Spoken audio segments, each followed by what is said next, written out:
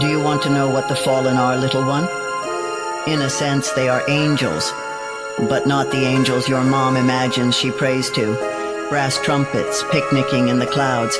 In their true essence, they are great swirling engines of wing and blood, fiery eyes that peer around the corners between worlds. Dark, radiant things conjured from fresh battlefields. A Frankenstein's Valkyrie, forever crashing to Midgard. What grief demands their hate? What vast cannibal hunger?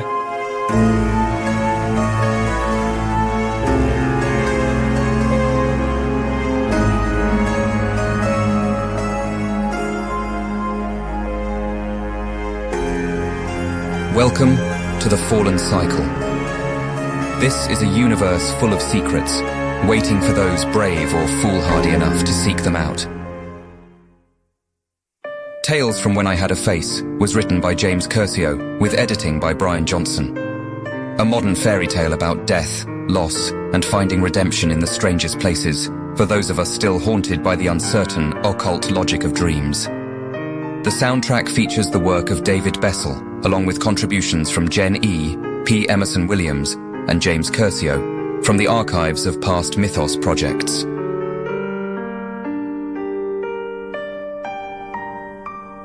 Support for this project is pivotal. By becoming a patron at patreon.com/mythosmedia, that's MYTHOS media, you enable us to make more content like this, and to be able to hire on more freelance artists in future works. You can also discover more about the mythpunk Fallen Cycle universe at fallencycle.com.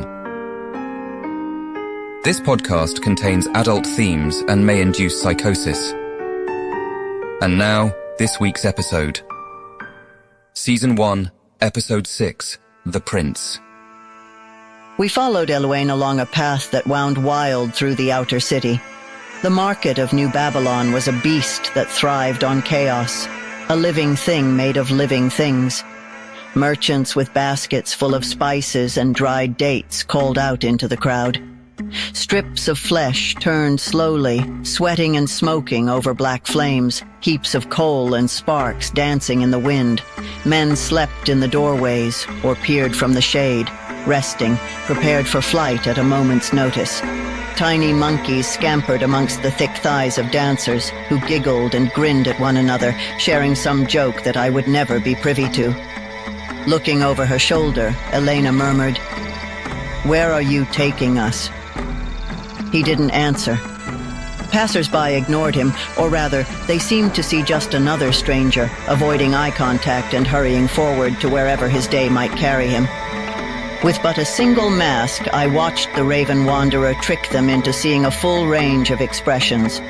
Turn this way, and then that. He seemed to grin or frown, to look mournful or tired.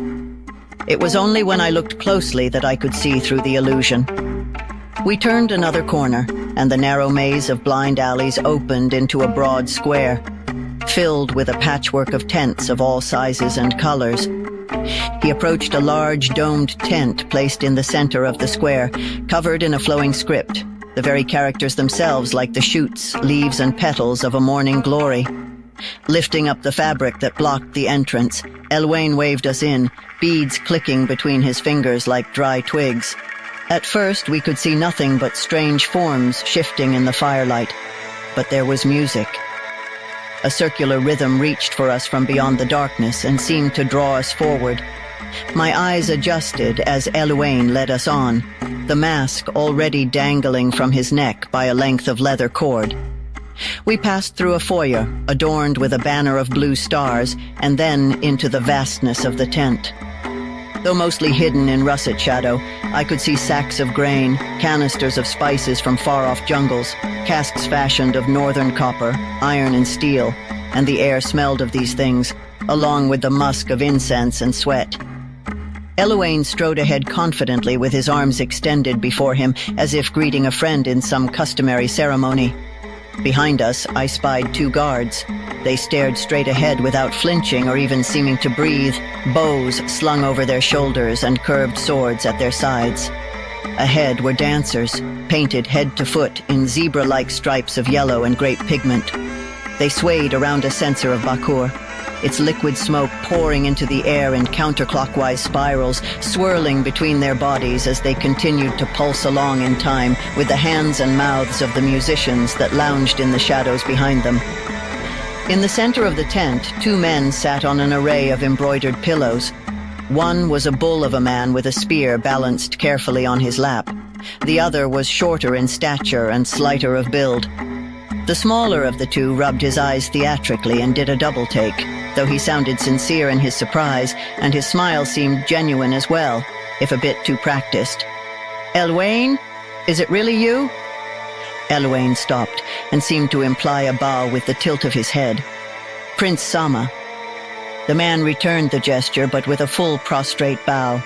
"I heard you were lost forever with the rest of your people," he said. "I was captured. Now, here I stand," Eluane said. "So I see, and ageless as ever, I'm honored. It's been long since you've graced us with your wanderings. I was only a child then. Have you met Walaj, my Abdal?" Eluane closed the distance between them as Samah spoke, but we lingered behind. "Samah, please, we don't have time for the usual elaborate Imari greetings," he said, then eyed Samah warily. Samah sprung to his feet and clasped Eluane close. Samah whispered something into his ear, but we could not hear it. The guards seemed to visibly relax. Samah stood back, still clutching Eluane's hand. He smirked. "There is at least time for mavosh tea. Who are your friends?" "3 young girls. Procured at the temple, I assume." Eluane waved a hand at him dismissively. Samah continued to smile but crossed his arms. Eluane gestured for us to approach. He seemed to be humoring this man, and moreover wanted it known that he was. "The eldest is Ayta, then Elena, and Nyssa." "There is a story here, surely," Samah said. "Surely," said Eluane, leveling an even stare and saying nothing more. Walaj crushed an herb into an ornate metal pot. Steam already rose from it, sweet with cream tinged with citrus oils and a fainter scent like freshly cut grass. Samah reclined on the cushions again and motioned for us to join him. Walaj poured the mavosh into tiny metal cups which had evidently been crafted painstakingly by hand, and offered one to Samah. Then he gave another to each of us, a smile on his lips that did not radiate to his eyes. "It lightens the veil between worlds and words," Samah said mildly, motioning toward his tea as he blew on it. "Mind yourselves. That is, if you mind your tongue growing lighter," he added, now looking up at us with a laugh. Eluane took a cup between 2 fingers. "I must speak to your father. Elena has killed one of the 7. Samah pointed at Elena incredulously. "This harmless little creature?" She frowned and looked away. "Not so harmless," she murmured. He smiled disarmingly, but Eluane ignored their exchange and continued without hesitation. "For that alone we would need to flee this very night. But worse, I believe she may soon wake at last." "Soon, you say? After 1,000 seasons?"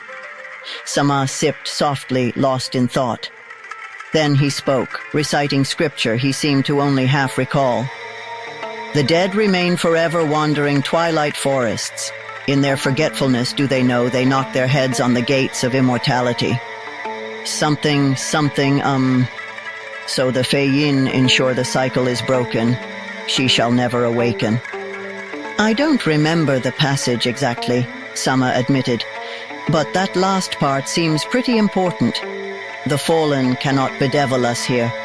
Her ascension is blocked by the rituals your people taught all Oyun." "I wish it was so simple. Our practice is more art than science, and as you know, there are so few of us left," Eluane said.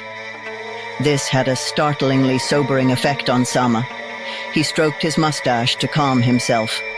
"It is true, some still fear it. Driven mad by 1,000 years of our nightmares and desires, suddenly set loose upon this world. It sounds bad, I'll admit." Then he shook his head and gave Eluane a shrewd glance. "I honor you and your people, but let me be honest. I ask myself, What do I believe in your scriptures? Is it just poetry? Eluane did not seem concerned with this criticism. Let me interpret these poems for you then, as I am more familiar with them. I believe it began with the first humans arriving from beyond the wastes, those little ants traipsing across her bare skin. He blew on his tea and inhaled the steam deeply. I followed his lead. Over generations, this world was tamed by your presence, tamed and carved like a roast. Ore and crystal that the Chernayans ripped out of Neretheia, timber stolen from the Tovag Baragu. All these things will reach the backwards south too, even your distant city of gemstone and glass. Rostovan tastes the machinery of Sevgorod. It is a restless, a ceaseless hunger. Elena glared at him for speaking ill of her beloved homeland. No offense meant to the Rostovan traveling at my side, Eluane said, but it is the truth. Your very presence ignited her own desire for dominion, and she became that impulse writ large. Paths existed before, streams of people and animals trickling from the mountains, plains and forests of the north to the desert sands, jungle and marsh of the south. More minds, more dreams. She followed you here, a hitchhiker riding in every human mind, and found refuge, not merely a mortal avatar but the spirit itself, whereas most fallen slither back into their holes to regenerate and find a new host. She came here, instead. The stream of humanity has become a great river, an army of northerners grinding gashes in her flanks. Humans have shaped Alteran into something more like themselves, and so has she. We all know the Chernayan goal is a rail line all the way from Rostova to Orman, and New Babylon lies between them. She must have felt this too, as she shifted in slumber, sensed the changing of the seasons. It seemed that Eluane had forgotten that he was in a hurry. The music continued to pour over us, moving in syrupy waves that shimmered in pastel geometries. I found myself distracted, swaying in time with the much more talented dancers across the tent, and melted ever so subtly into the blankets beneath us.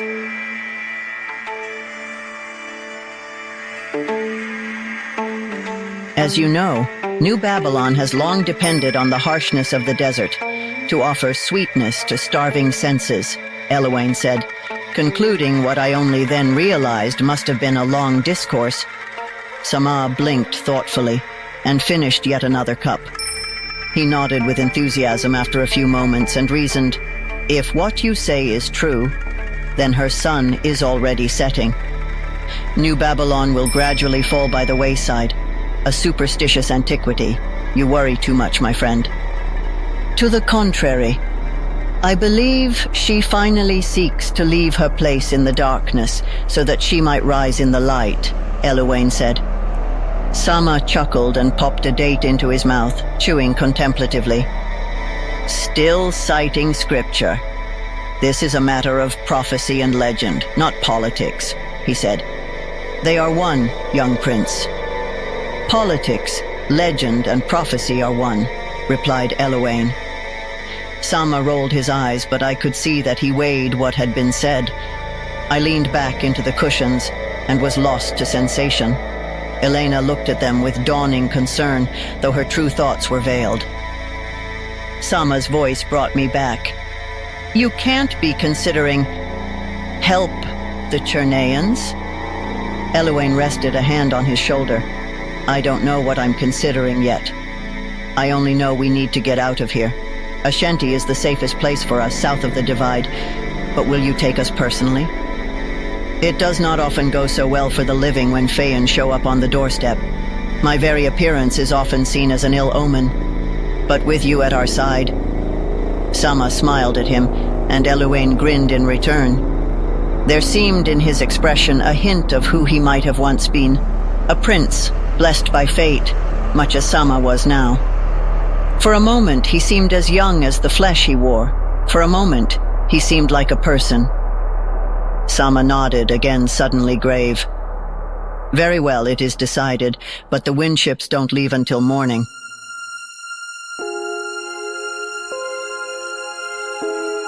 That's all for this week's episode. Stay up to date with upcoming episodes by subscribing at fallencycle.podbean.com or wherever you prefer to listen to your podcasts. Check out the work of the contributing musicians. Those links and additional information is available in the text provided along with this episode. This audio edition was produced by James Kershaw, along with text-to-speech synthesis. A statement on the use of LLMs is available on our website for those curious about how we do and don't use these technologies. This podcast is Creative Commons 3.0, attribution, share and share alike, non-commercial use.